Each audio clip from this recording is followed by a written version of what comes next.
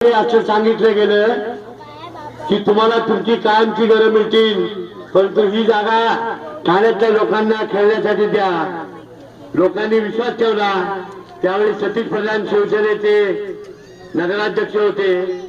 मोठ्या मनाने लोकांनी जागा दिली आणि हा लपाटा स्टेडियम झालं. आजही या लपाट्यामध्ये अनेक लोक राहतात, परंतु त्यांना कायमची घरं मिळालेली नाही.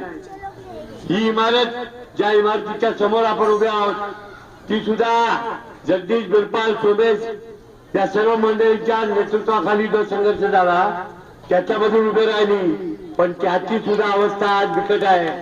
परवा या ठिकाणी रात्री काही जणांच्या मुलांच्या अंगावर स्लॅबचे तुकडे पडले. अनेक वेळा असं घडतं.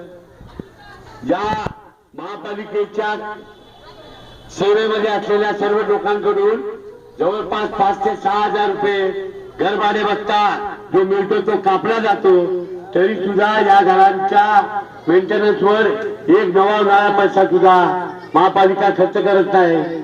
आता आमची मागणी अशी आहे की या बाजूच्या इमारतीमध्ये जी घरं उभी राहिलेली आहेत त्या घरांमध्ये कायमची घरे या सगळ्यांना द्या.